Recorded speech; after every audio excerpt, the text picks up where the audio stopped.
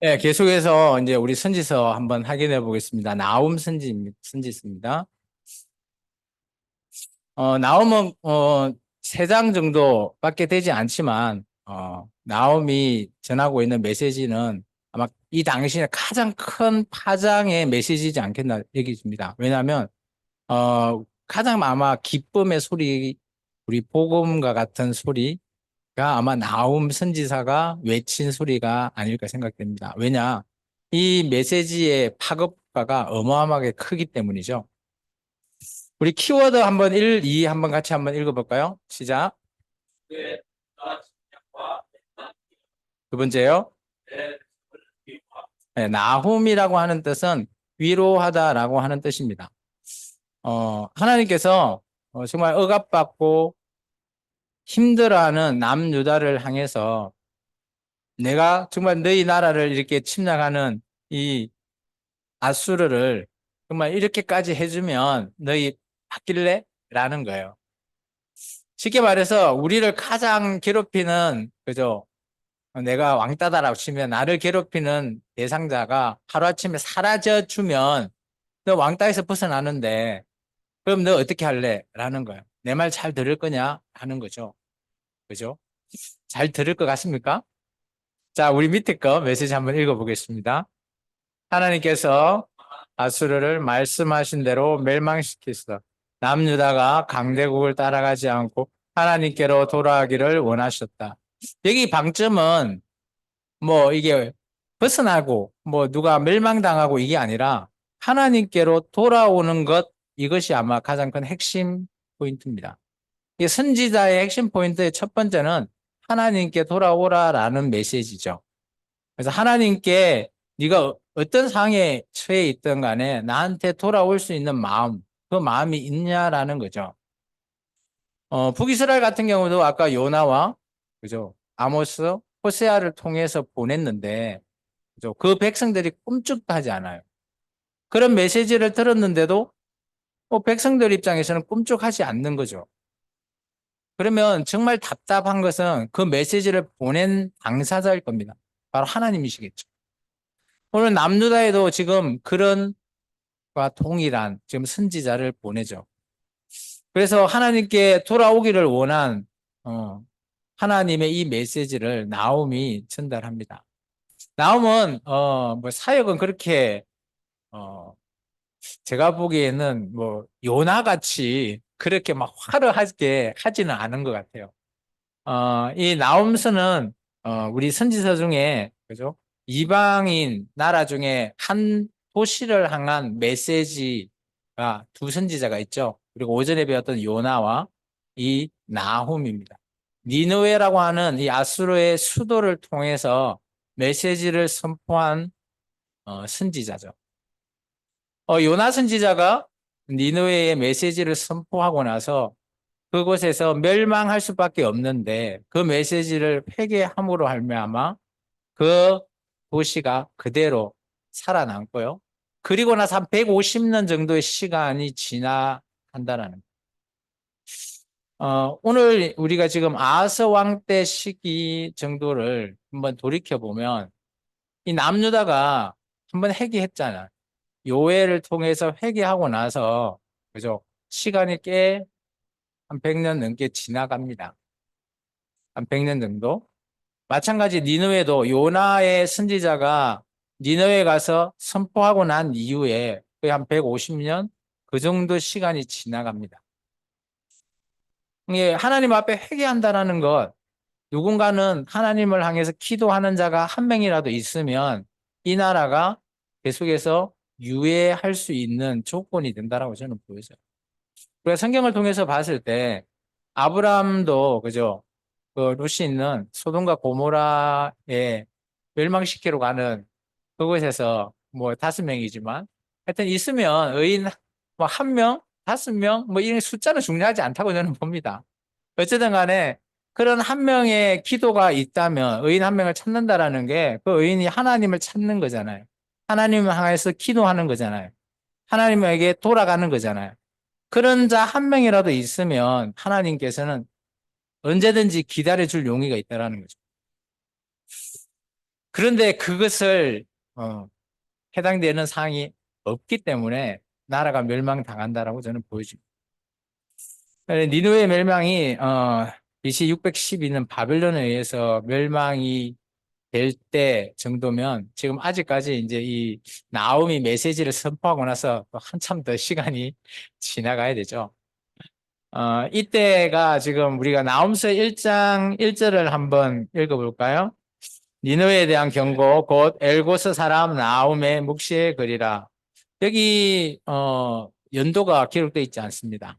나움이라고 하는 선지자가 어디 사람, 엘고스라고 하는 사람, 뭐 출신 이것만 기록되어 있지, 이 시기나 언제 외쳤는지가 포함이 되어 있지 않아요. 그런데 이제 이 나움서를 왜 현재 이 아스 왕 때 나움 선지자가 왜 이때 사역을 했냐라는 것을 우리가 추정해 볼 수밖에 없습니다. 그렇죠? 우리 열왕기하서 19장 35절에 다시 한번 좀 돌아가 볼까요? 어쩔 수 없습니다. 우리가 역사서와 선지서가 왔다 갔다 하면서 좀 봐야 되는 그런 부분이 없지 않아 있기 때문에 조금 번거로우시더라도 좀 우리가 말씀을 찾으면서 한번 보도록 하겠습니다. 열왕기하서 19장 35절 다 찾았으면 한번 읽어볼까요?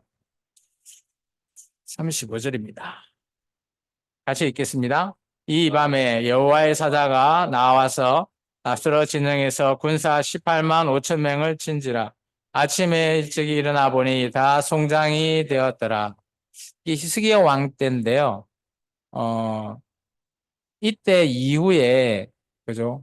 이 사내립 이 왕이 36절에 보면 자기 나라로 가게 되죠. 니느웨로 가게 되고 자기 아들들에게 또 살해당하고 아마 이 이후에 이제 이 아수르라고 하는 나라가 점점점 기존에 이렇게 잘 나갔던 그 아수르가 아닌 거예요. 점점점 가게 되는 멸망의 길로 가게 되는 원인의 시작이 바로 이 히스기야 때라고 보여집니다.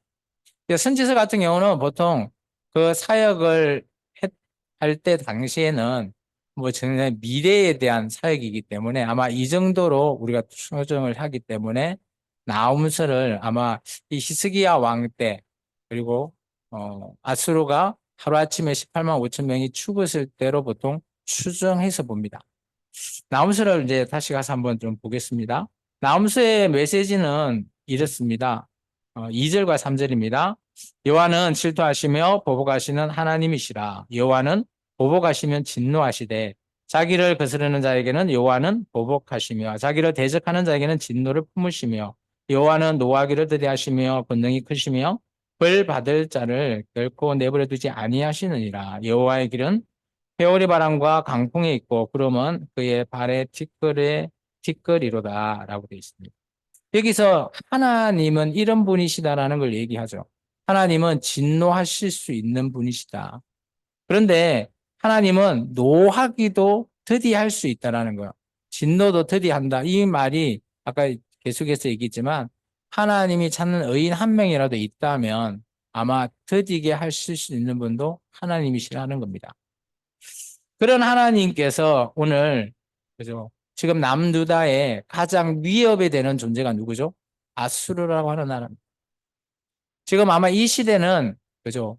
이제 북방에 북이스라엘이 멸망당하고 난 이유기 때문에 국경이 아마 아수르와 이게 맞닿아 있다라고 보시면 됩니다.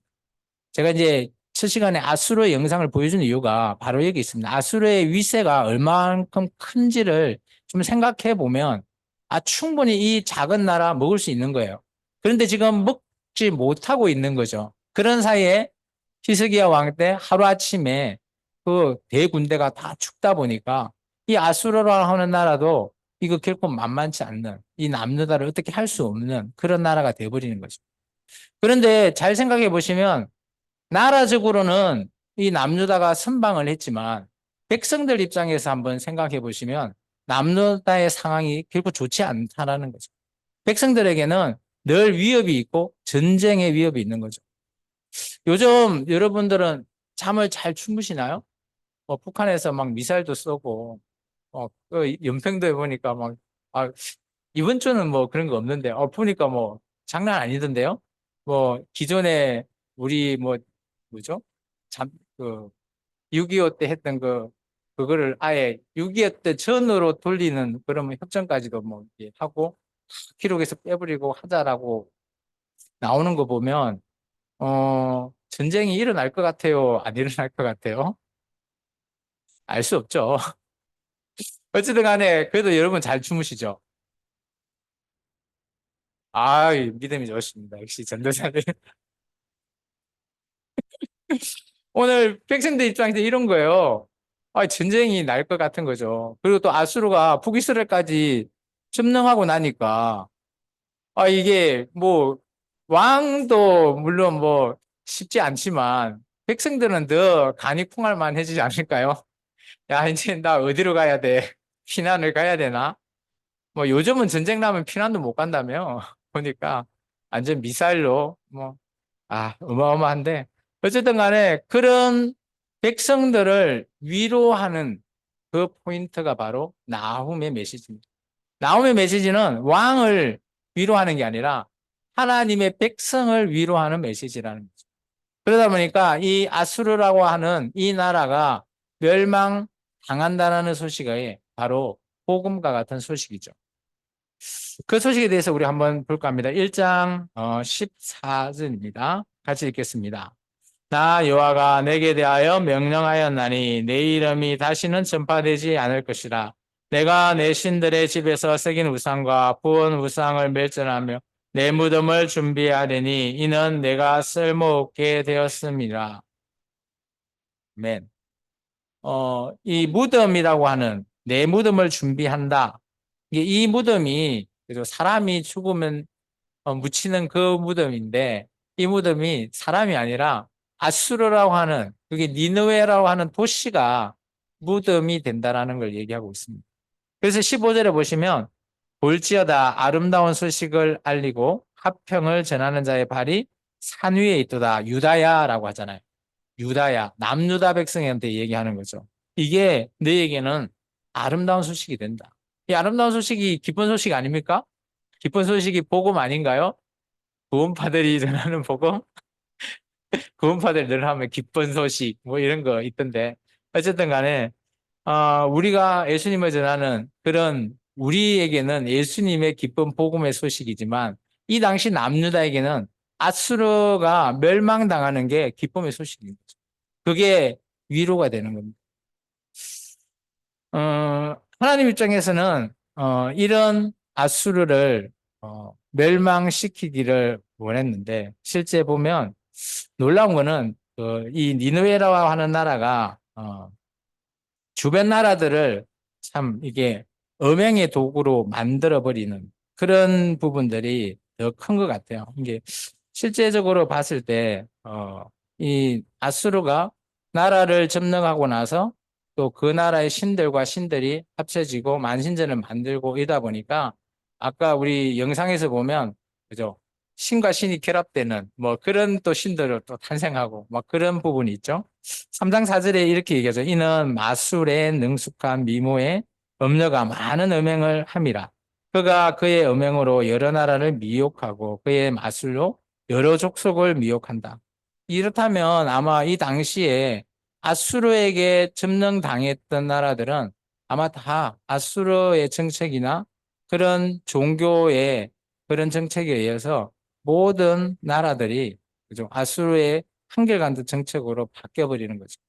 이런 영향력을 실제적으로 남유다에게는 전하지 않기 위한 그런 하나님의 위로가 있는 게 바로 나홈스입니다. 그래서 나홈스에도 마찬가지 화 있을진저가 선포되죠. 3장 1절에 보시면 화 있을진저 피의 성이여 그 안에서 거짓이 가득하고 꽉이 가득하여 하며 탈취가 떠나지 않는다. 하나님께서 이 화이슬 진저를 선포하면 선지자가 그 나라가 멸망의 길을 걸을 수밖에 없는 그런 메시지가 바로 화이슬 진저의 메시지입니다. 이 메시지는 예수님 때도 화이슬 진저 그 세 도시를 또 얘기하죠. 그러면 그 나라들을 향해서 꾸짖으시는 그래서 실제 이 예수님의 그런 화이슬 진저도 마찬가지 구약의 성경에 그런 부분을 그대로 인용하고 있다라고 보시면 됩니다. 그러면서 하나님께서 이런 백성들에게 기쁜 소식을 이렇게 얘기하고 있습니다. 우리 3장 19절 같이 한번 읽을까요? 내 상처는 고쳐질 수 없고 내 부상은 중하도다. 내 소식을 듣는 자가 다 너를 보고 손뼉을 치나니 이는 그들이 항상 내게 행패를 당하였음이 아니더나 하시니라. 여기 네라고 하는 것은 아수르죠. 아수르가 이제 그죠, 상처가 나도 고쳐질 수도 없고 너무 중해서 멸망당할 수밖에 없는, 죽을 수밖에 없는. 그래서 이 소식을 듣는 자가 그냥 우리가 사람이 죽으면 그죠, 슬퍼해야 되는데 여기는 너무 기뻐서 손뼉을 칠 정도. 그 정도면 어마어마하게 이 아수르의 행포가 너무 심했다라는 것들이 보이는 겁니다. 그래서 이런 모든 어, 억압에서 위로를 해주시는 하나님의 메시지가 바로 나훔 메시지입니다.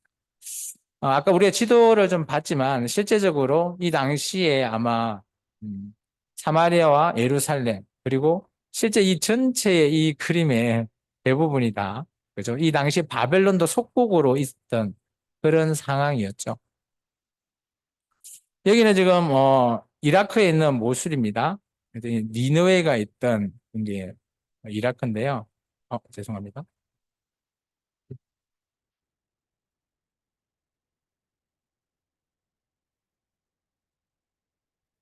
이게 이제 2017년도인데 이제 고대 어, 니느웨 니느웨를 보면 여기 잘 보시면 여기가 강이거든요. 파란색이. 그리고 실제 이거를 둘러싸고 있는 이게 다 성벽이에요. 이게 아까 우리 요나스 보면 사흘길을 걸어야 된다고 했잖아요. 이게 아마 이 니느웨라고 하는 도시가 얼만큼 큰지가 좀 보이긴 한 것 같아요. 이게 영상이 계속해서 합니다. 하구나. 그리고 이제 아마 여기 이제 여러 도시들이 아까 성읍들이 뭉쳐 있다고 했잖아요. 그 중에서 아마 이쪽에 만신전, 이 지구라트라고 하는 그런 만신전으로 이루어져 있는, 그리고 실제 아마 이곳이 중심이지 않겠나라고 보입니다. 니느웨에. 그래서 이런 쪽을 보면 여기 지구라트도 있고요. 여러 개 이제 궁전들이 또 몰려 있고요. 이런 모양으로 되어 있는 걸로 보통 이제 추정하는 것 같습니다. 그래서 이렇게 이제 영상들을 또 좀 만드시더라고요. 이렇게 보면 사람이 커 보이겠죠. 근데 여기 조금 더 가면 여기 사람입니다. 예, 이게 사람이에요. 이게 성벽이 이중 성벽이고 어마어마한 여기 사람들이거든요. 그러다 보니까 아마 이 니누에라고 하는 이 성이 어, 정말 크다 이런 것들을 조금 간접해서 볼 수 있습니다. 제가 안 가봤어요. 저는 잘 모르겠어요. 네, 지금 이 이라크 모술이라고 하는 이곳에 지금은 뭐 별거 없는 것 같아요. 근데 여기가 이제 최근에 이제 IS에 의해서 이렇게 많이 이 아수르의 유적들이 좀다 뭉개지는 이런 부분이 있습니다. 근데 이것을 이제 성경적으로 고고학적으로 발굴한 사람이 있죠. 영국의 고고학자 오스틴 레이어드에 의해서 아수르가 1846년에부터 해서 한 7년 정도 아까 우리가 앞에 봤던 그런 사진들에 나오는 유물들입니다. 그래서 성벽의 높이가 한 60m? 뭐 좀 잘 모르겠어요. 저는 60m 어느 정도 아까 우리가 보긴 했죠. 그 3D 봤을 때 체감이 되세요? 저는 잘 모르겠더라고요. 조금 높은가? 뭐 이 정도 실제 안 봐서. 20층인가요? 어, 높네요. 이 승벽의 길이도 13km? 그리고 이 승벽 두께가 마차가 세대가 지나갈, 이 승벽이 이중 승벽이니까. 예, 그러니까 요즘 같으면 고속도로 6차선. 이거 솔직히 이해가 잘 안 되거든요. 이게 어떻게 이렇게 큰 나라가 망했을까 또 싶기도 해요. 실제 이제 이 유물을 영국 대형 박물관이 이렇게 지금 보관하고 있다고 합니다. 아수르관이라고. 뭐 이런 벽화나 이런 것들도 다 가지고.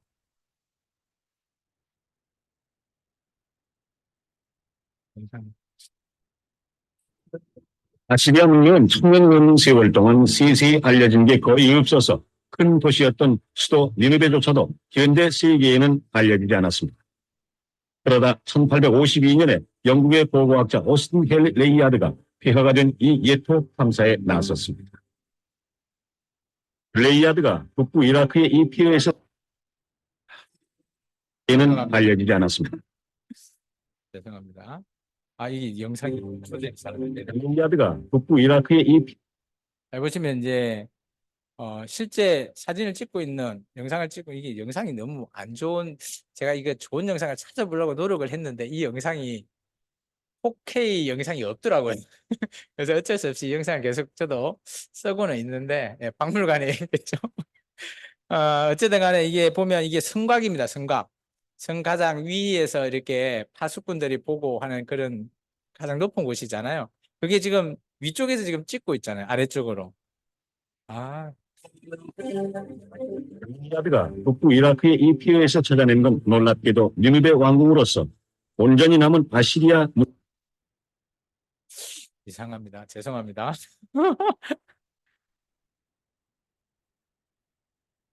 뭐 이렇게 끊어서 좀 해요. 그래서 실제적으로 위에서 이렇게 찍히는 모습을 보면 실제 이것이 무덤처럼 묻혀 있다라는 그런 것을 한 7년 동안 발굴을 한 거죠. 아까 같은 그런 영국 대형 박물관에 있는 그런 모양들을 발굴을 한 거죠. 그래서 마치 이제 성경 안에서 등장했던 니느웨의 발견이다라고 해서 그 당시에 큰 이슈였다라고 합니다. 영상을 여기까지 볼게요. 많이 보셔서 잘 아시죠? 우리 미가스 한번 보겠습니다. 나움스 앞에가 바로 미가스죠.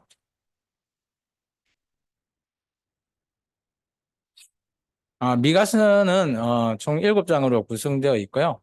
실제 이제 미가스 1장 1절 같이 한번 읽을까요? 유다의 왕들 요담과 아하스와 히스기야 시대의 모레세 사람 미가에 임하는 말씀 곧 사마리아와 예루살렘에 관한 묵시라. 보면 남유다의 요담에서부터 히스기야 때까지 사역을 했던 선지자로 좀 보여집니다. 동시대 사역자로 아마 이사야와 같이 동시대 사역자로 좀 보고 있습니다. 키워드 한번 읽어볼까요? 첫 번째, 두 번째요. 미가서는 이제 지도자를 향한 외침이죠.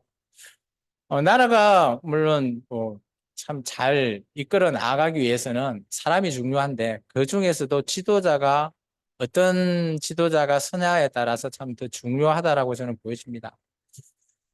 죄송한데 이제 2024년도를 살아가고 있는 대한민국 우리나라 이제 올해 총선이 있어서 참 미스 미디어 보면 어마어마한 좀 지도자들이 나오죠 서로 간에.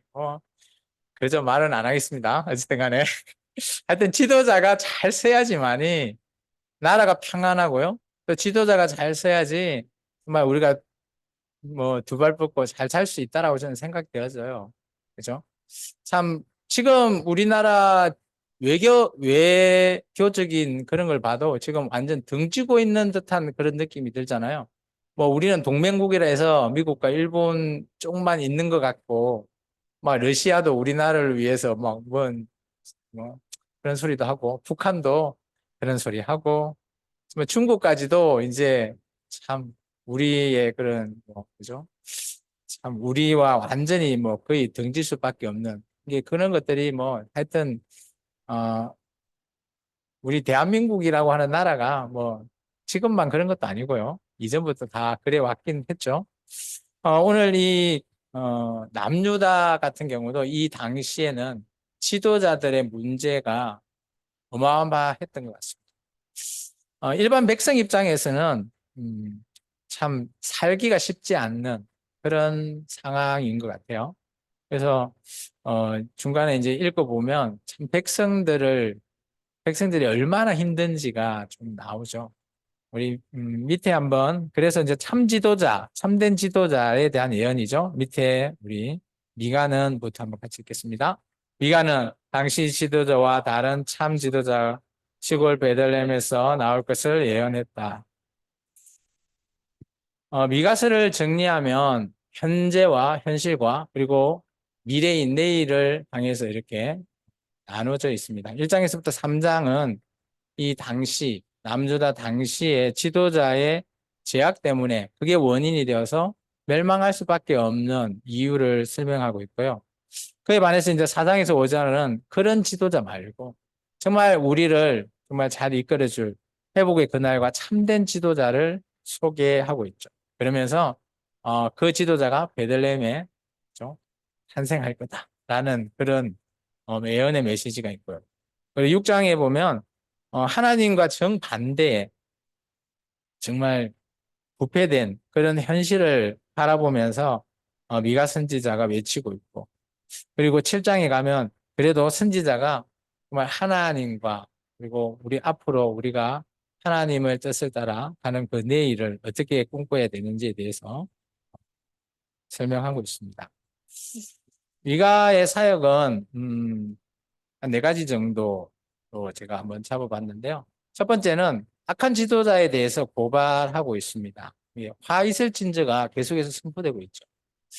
놀랍게도 북이스라엘 때부터 시작해서 지금 남유다에까지 계속해서 화 있을진저가 선포되고 있습니다. 근데 여기서는 유독 지도자에 대해서 고발하고 있어요. 그 말씀을 한번 보겠습니다. 미가서 2장의 말씀이죠. 2장 1절과 2절의 말씀을 한번 읽겠습니다. 그들이 침상에서 죄를 꾀하여 악을 꾸미고 날이 밝으면 그 손에 힘이 있으므로 그것을 행하는 자는 화 있을진 밭들을 탐하여 빼앗고 집들을 탐하여 차지한 그들의 남자와 그 집과 사람과 그 상을 강탈하도다. 아멘. 정말 여기 나오는 대로 행할 수 있는 힘 있는 자, 참 그런 자 좀 부럽긴 합니다. 제가 뭐 살기 전에 꿈꾼다고 내일 딱 되면 짠 하고 이렇게 바뀔 수 있는 것은 아마 1도 없을 것 같고요. 이런 지도자들이 아마 그래도 있을 것 같죠. 근데 이런 지도자들이 행하고 있는 것들은 그죠 좋은 쪽이 아니죠. 자기의 부를 위한 거고 자기의 욕심을 위한 거라는 거죠. 음, 요즘 우리 사회에서도 보면 참 안 좋은 그런 것 중에 하나가 물론 뭐 요즘 전 세대를 아울리고 있는데 오직 자기 자신만 바라보는 것 같아요. 남을 배려하는 부분들이 조금 없는 것 같아요. 그래서 나 아니면 뭐 상관없는 그런 형태 같은 그런 것들을 너무 많이 하게 되고 또 나하고 관계되면 무조건 내가 다 이겨야 되고 내가 가져야 되고 내가 다 빼앗어야 되는 그런 상황으로 모든 사회가 너무 경쟁 사회다 보니까 그런 부분들로 많이 이끌어가고 있는 것 같습니다. 오늘 이 말을 통해서 오늘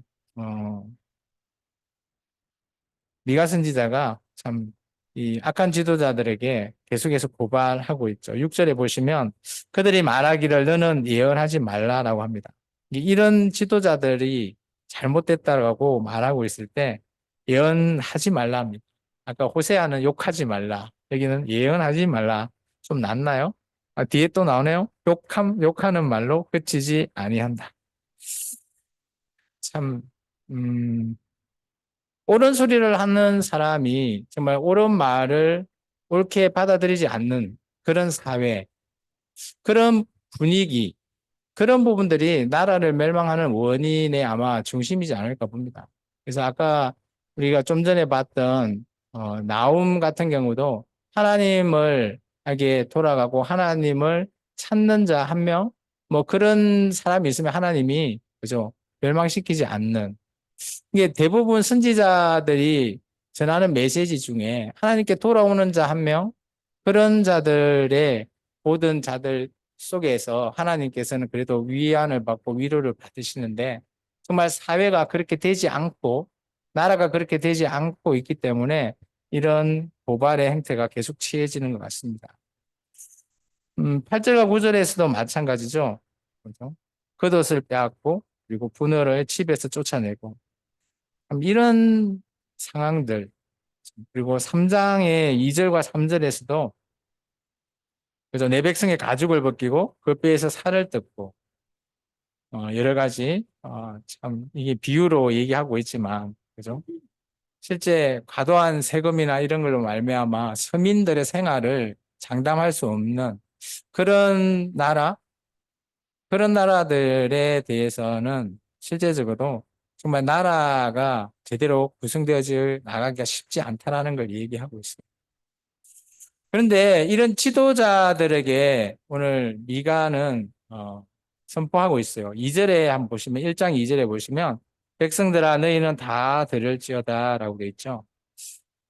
미가 선지자는 다른 선지자와 다르게 일반 백성들에게 메시지를 선포하고 있는 것들이 좀 보입니다. 그리고 여기 백성이라고 표현하는 이거 내 백성, 나의 백성, 이 백성 뭐 이런 표현들이 미가 선지자의 뭐 한 17회 정도 등장합니다. 이게 미가 선지자의 대부분 대상 타겟이 백성이라는 거죠.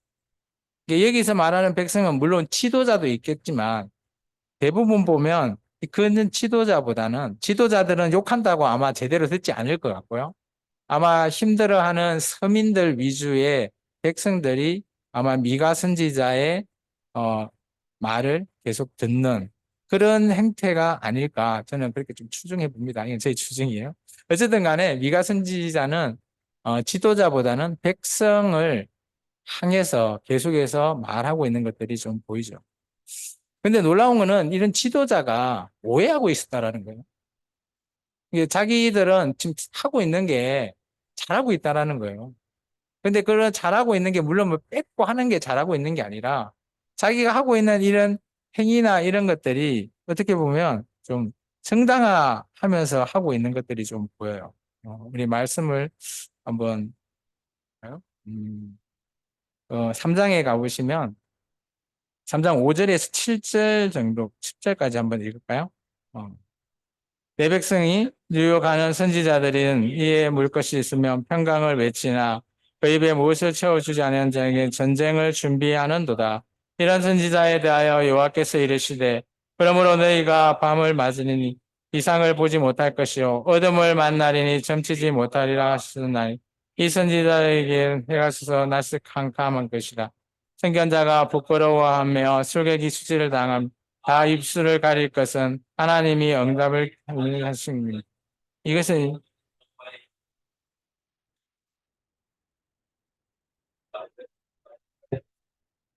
보일이라. 네.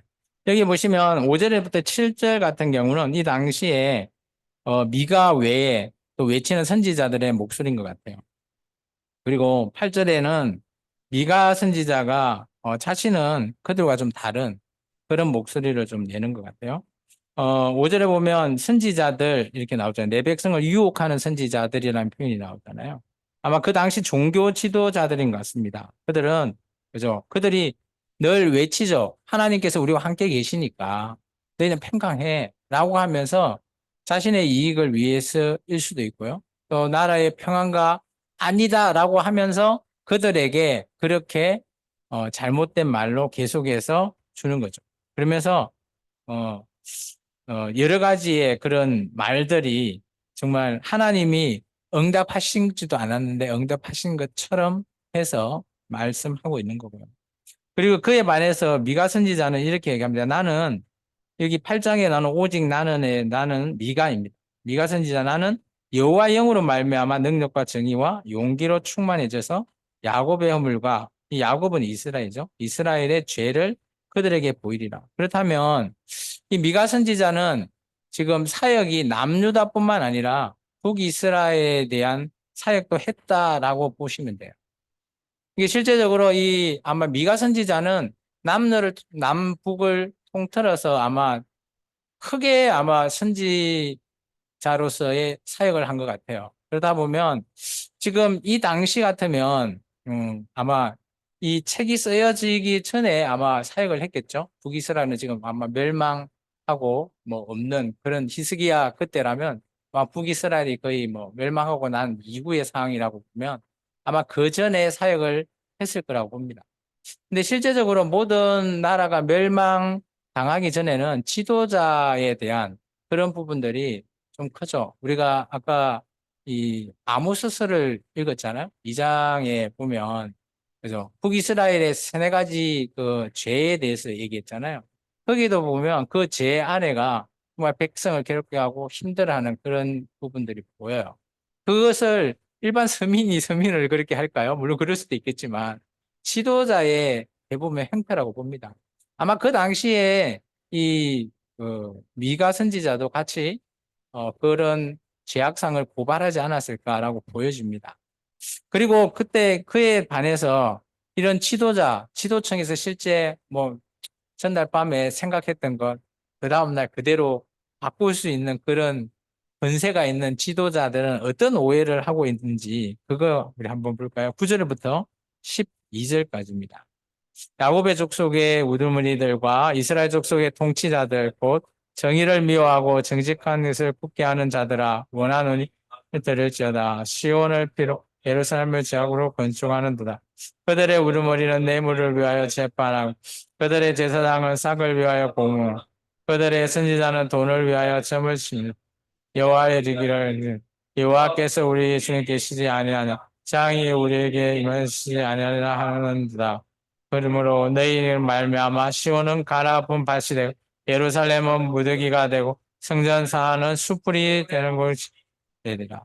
여기 보시면 뭐 이런 종교, 정치, 하여튼 기타 모든 우두머리, 그런 권세 잡은 지도자들이 자기의 욕심을 위해서 하고 있으면서 그러면서 표면적으로는 이렇게 얘기하고 있습니다. 우리 하나님께서 우리 중에 계십니다.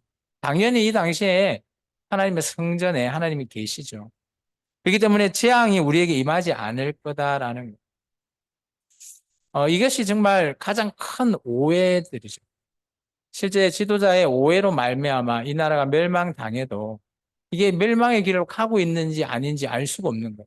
나중에 예레미야서를 통해서 우리가 좀 더 살펴볼 건데 하나님의 선지자인 예레미야와 그 외에 다른 선지자의 얘기가 완전 정반대의 메시지를 전하고 있습니다. 근데 잘 놀랍게도 보면 예레미야도 물론 뛰어난 요즘 같으면 스펙이 좋은 선지자 중에 한 명인데 반대에 있는 선지자들도 만만치 않거든요. 예레미야와 동기고 요즘 같으면 같은 총회장급으로 되는 목회자님들이 나와서 메시지를 전하는데 정반대의 메시지를 전한다고 생각해 봅시다. 그런데 여기는 한 명, 여기는 다수예요. 누구의 얘기를 듣겠습니까? 요즘 우리는 민주주의에 너무 특출돼서 다수가 얘기하면 그게 옳나라고 생각하죠. 참 이런 오해를 사는 그런 메시지, 참 이런 메시지가 정말 성경에 너무 많이 등장해요. 예, 물론 지도자뿐만 아니라 우리들도 마찬가지라고 봅니다. 우리도 오해하게 되면 참 바꾸기 쉽지 않습니다. 아까 목사님도 얘기 오전에 하셨지만 사람은 정말 잘 바뀌지 않습니다. 정말 바뀔 수밖에 없는 조건은 몇 가지 있긴 하지만 그렇지 않으면 정말 사람은 한결같다라고 보여집니다. 사람이 살아가면서 자기의 그런 환경이나 그런 모든 것들을 하루아침에 이게 틀렸다 인정하고 이제 오늘부터 바뀌어야지 그렇게 할 수 있는 사람이 몇 명이나 될까요? 정말 쉽지 않다라고 봅니다. 근데 그것이 그 사람은 바꾸고 싶다라고 하지만 그 사회가 그걸 인정하지 않고 그 나라가 그걸 인정하지 않으면 그 사람은 아무리 발버둥 쳐도 그죠? 바꿀 수가 없다라는. 마치 이런 지도자들이 그죠? 선지자의 말을 욕한다. 선지자한테 야, 너희 충고 필요 없다라는. 하지 말라. 우리 지금 잘 살고 있다. 그나마. 라는 의미로 받아들입니다. 이때 이 미가 선지자는 그래도 우리에게 참된 지도자가 있음을 알리죠. 그게 이제 4장과 5절입니다. 하나님께서 원하시는 그 메시지들, 그러니까 하나님께서 이루실 그날의 메시지를 우리가 얘기하고 있죠. 우리 4장 1절에서부터 3절의 말씀을 같이 한번 읽을까요? 끝날에 이르러는 여호와의 전에 산들을 꼭대기에 폈음 작은 신들의 민족이 그리로 몰려갈 것이니 곧 많은 이방인들이 되기를 오라 우리가 요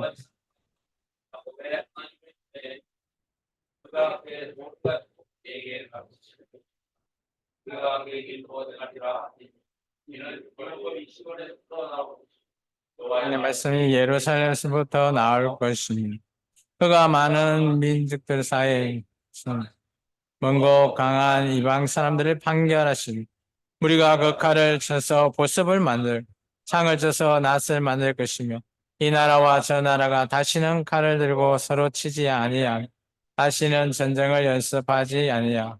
예. 이 메시지가 뭔가 하면 하나님께서 꿈꾸는 너희는 이런 전쟁도 없고 편하게 사는 그런 나라를 선포하게 됩니다. 나중에 이사야 2장에 이와 똑같은 메시지가 나옵니다. 이게 나중에 이사야서 가서 내가 우리가 좀 살펴볼 거고요. 이 하나님은 한결같이 하나님의 나라를 우리에게 제시하고 있고요. 그 나라에 너희가 좀 더 가까이 와서 살기를 원하죠. 그러면서 하나님께서 지금 현 지도자를 향해서 너희 이 지도자들은 안 된다라는 거죠. 그 이상은. 그래서 앞으로 너희들을 제대로 이끌 그 메시아, 참된 지도자를 내가 주겠다라는 메시지의 예언이 바로 5장에 나오는 2절에서부터 4절의 말씀이죠. 우리가 이걸 그 베들레헴 탄생하는 이런 메시지로 늘 우리가 성탄절 때 설교를 많이 듣죠. 2절만 한번 읽을까요? 베들레헴 에브라다야 너는 유다 족속 중에 작을지라도 이스라엘을 다스리는 자가 내게서 내게로 나올 것이라. 그의 근본은 상고에 영원히 있느니라. 아멘.